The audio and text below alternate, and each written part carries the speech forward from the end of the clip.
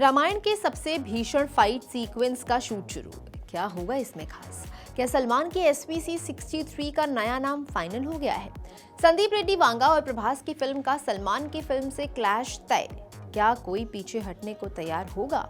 कैसा है बॉबी देओल की बंदर का टीजर? इसके अलावा भी सिनेमा से जुड़ी सभी खबरें आपको मिलेंगी आज के फिल्मबाजी में। तो चलिए शुरू करते हैं ये सिलसिला।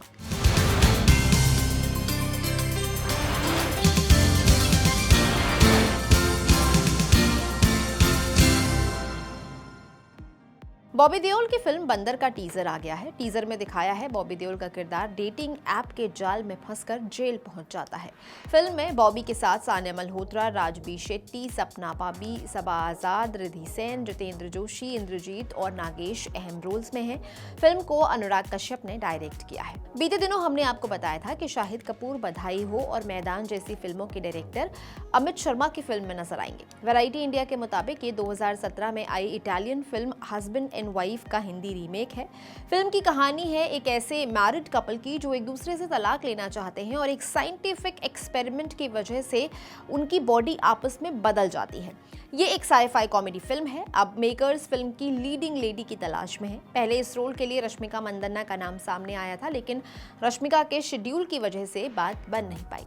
आमिर खान का आने वाले समय में फिल्मों का तगड़ा लाइनअप है। उन्होंने एक इंटरव्यू के दौरान 3 इडियट्स के सीक्वल पर अपडेट देते हुए बताया था कि राजकुमार हिरानी फिल्म की स्क्रिप्ट पर काम कर रहे हैं। नवंबर से फिल्म का शूट शुरू हो जाएगा। अगले साल आमिर दादा साहेब फाल्के की बायोपिक पर काम शुरू करेंगे। इस लिस्ट में मंसूर खान की भी एक फिल्म शामिल है जो उनकी ही लिखी हुई किताब का अडेप्टेशन है। मिड डे की रिपोर्ट के मुताबिक जल्द ही फिल्म के स्क्रीन प्ले पर काम शुरू होगा। सोहम शाह आजकल अपनी फिल्म तुम्बाड़ 2 की शूटिंग कर रहे हैं। इस बार फिल्म में नवाजुद्दीन सिद्दीकी भी अहम रोल में हैं। वो फिल्म के विलन होंगे। खबर है कि मेकर्स फिल्म के अगले पार्ट की प्लानिंग भी शुरू कर चुके हैं। पिंक विला की रिपोर्ट के मुताबिक तुम्बाड़ 3 को लेकर मेकर्स चर्चा कर रहे हैं और फिल्म में आलिया भट्ट लीड रोल में नजर आएंगी। आलिया तुम्बाड़ 2 का भी हिस्सा है, लेकिन इस फिल्म में उनका छोटा सा रोल है जो कहानी के लिहाज से बेहद जरूरी है। लेकिन बताया जा रहा है कि अगले पार्ट में उनका स्क्रीन टाइम ज्यादा होगा। फिल्म को आदेश प्रसाद डायरेक्ट कर रहे हैं। ये 3 दिसंबर 2027 को थिएटर्स में रिलीज होगी। रणबीर कपूर की रामायण का शूट चल रहा है। खबर है कि फिल्म के सबसे तगड़े युद्ध सीक्वेंस का शूट शुरू हो गया है। इस सीक्वेंस में रावण और इंद्र के बीच का युद्ध दिखाया जाएगा। इस युद्ध में रावण इंद्र से बुरी तरह से हार गया था। बाद में मेघनाद ने इंद्र के साथ युद्ध किया और युद्ध जीता। इसी वजह से उन्हें इंद्रजीत कहा गया। चर्चा है कि Hollywood film mad max fury road के एक्शन कोरियोग्राफर गाय नॉरिस इस सीक्वेंस को कोरियोग्राफ कर रहे हैं।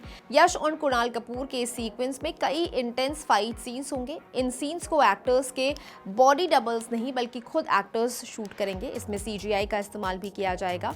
दोनों के हथियार भी त्रेता युग को ध्यान में रखते हुए तैयार किए गए हैं।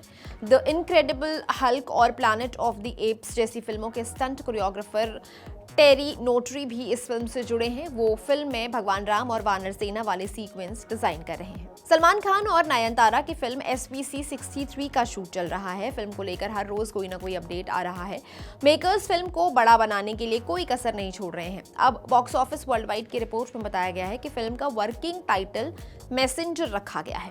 अभी इसे SPC 63 बुलाया जा रहा था क्योंकि ये श्री वेंकटेश्वरा क्रिएशन की 63वीं फिल्म है, जिस वजह से इसे ये टेंटेटिव टाइटल दिया गया था। मैसेंजर फिल्म का फाइनल टाइटल नहीं है, अभी सिर्फ वर्किंग टाइटल की तरह इसे इस्तेमाल किया जा रहा है। फिल्म को वामसी पेडीपल्ली डायरेक्ट कर रहे हैं। ये अगले साल ईद पर रिलीज के लिए शेड्यूल्ड है। सलमान खान अपनी फिल्म SPC 63 को ईद पर रिलीज करने वाले हैं। इसी बीच संदीप रेड्डी वांगा और प्रभास की स्पिरिट भी रिलीज के लिए शेड्यूल्ड है। बीते दिनों खबर आई थी कि मेकर्स क्लैश से बचने के लिए स्पिरिट की रिलीज डेट को आगे बढ़ा सकते हैं, लेकिन अब ट्रेड एक्सपर्ट तरन आदर्श ने इन सभी खबरों का खंडन किया है। उन्होंने सोशल मीडिया पर एक पोस्ट करके बताया कि मेकर्स फिल्म की रिलीज को टालने का कोई प्लान नहीं कर रहे हैं। अपने पोस्ट में उन्होंने लिखा, प्रभास, संदीप रेड्डी वांगा और भूषण कुमार की स्पिरिट पोस्टपोन नहीं हो रही है। स्पिरिट के मेकर्स ने ये साफ कर दिया है कि फिल्म का काम प्लान के हिसाब से ही आगे बढ़ रहा है और ये अपनी तय तारीख यानी 5 मार्च 2027 को ही थिएटर्स में आएगी। इससे पहले जब मार्च 2026 2020 में धुरंधर 2 और टॉक्सिक का क्लैश होने वाला था और यश की फिल्म की रिलीज आगे बढ़ाने की खबरें आ रही थी, तब भी तरण आदर्श ने ऐसा ही एक पोस्ट किया था, सभी खबरों को गलत बताया था, लेकिन बाद में टॉक्सिक के मेकर्स ने फिल्म की रिलीज डेट बदल दी थी। ईद पर सलमान की फिल्म के सामने अपनी फिल्म उतारने से कोई भी मेकर बचता है। 2009 में जब पहली बार उनकी फिल्म वांटेड ईद पर रिलीज हुई थी तो उसके साथ वाईआरएफ की फिल्म दिल बोले हड़प्पा भी आई थी। वाईआरएफ की फिल्म बॉक्स ऑफिस पर बुरी तरह पिटी थी। 2015 में भी जब बाहुबली और बजरंगी भाईजान का क्लैश होने वाला था, तब एसएस राजामौली ने अपनी फिल्म को एक हफ्ता आगे खिसका दिया था। सूचना एवं प्रसारण मंत्रालय ने शशि शेखर वेम्पति को central board of film certification यानी CBFC, जिसे सेंसर बोर्ड भी कहा जाता है, उसका नया चेयरपर्सन नियुक्त किया है। शशि शेखर से पहले 2017 से लेकर अब तक मशहूर लिरिसिस्ट प्रसून जोशी इस पद पर थे। वो अब प्रसार भारती के चेयरमैन हैं। साल 2017 से 2022 तक प्रसार भारती प्रमुख का ये पद शशि शेखर ने ही संभाला था। साल 2024 से अब तक Shashi Shekhar broadcast audience research counselling यानी बार्क के प्रोफेशनल डायरेक्टर थे। निजी कारणों से उन्होंने इस पद से इस्तीफा दे दिया था और अब वो सेंसर बोर्ड की कमान संभालेंगे। वो अगले 3 सालों तक इस पद पर रहेंगे। फिल्म मेकर आशुतोष गोवारिकर अब डॉक्यूमेंट्री ड्रामा की दुनिया में कदम रखने जा रहे हैं। वो राघव खन्ना के साथ मिलकर एक 4 पार्ट की डॉक्यू ड्रामा सीरीज बना रहे हैं। ये भारत के मंदिरों से चोरी हुई और तस्करी की गई मूर्तियों और कलाकृतियों की कहानी दिखाएगी। राघव खन्ना इसके क्रिएटर, राइटर, शो रनर और प्रोड्यूसर हैं। वैरायटी इंडिया से बातचीत में आशुतोष ने बताया, जब राघव मेरे पास टेम्पल रेडर्स का आइडिया लेकर आए तो मैंने तुरंत ही इसके लिए हाँ कह दिया, क्योंकि ये ऐसा सब्जेक्ट था जिसके बारे में मैं खुद भी पहले सोच चुका था। ईशान खट्टर गुल्लक के डायरेक्टर पलाश वासवानी की अगली फिल्म में काम कर रहे हैं। ये कॉमेडी फिल्म है। वैरायटी इंडिया की रिपोर्ट के मुताबिक ईशान ने ये फिल्म साइन कर ली है। इसे हरमन बावेजा की प्रोडक्शन कंपनी प्रोड्यूस करेगी। पलाश वासवानी इस फिल्म से अपना फीचर फिल्म डेब्यू करने जा रहे हैं। प्रोजेक्ट को लेकर अभी बाकी डिटेल्स सामने नहीं आई हैं। द केरला स्टोरी के डायरेक्टर सुदीप्तो सेन ने शाहरुख खान और अक्षय कुमार जैसे बड़े स्टार्स के साथ काम करने के बारे में बात की है। प्रेस को दिए इंटरव्यू में उन्होंने कहा, मैं एक कॉन्फिडेंट इंसान हूं, मगर ओवर कॉन्फिडेंट नहीं हूं। मैं हमेशा से श्योर था कि मुझे बड़े स्टार्स के साथ काम करना ही नहीं है। उन्होंने इसकी वजह भी बताई। उन्होंने कहा, जब एक बड़ा स्टार आ जाता है तो आप उसकी फिल्म बनाने की जिम्मेदारी आप पर आ जाती है। फिर आप अक्षय की फिल्म बनाते हैं, शाहरुख की फिल्म बनाते हैं।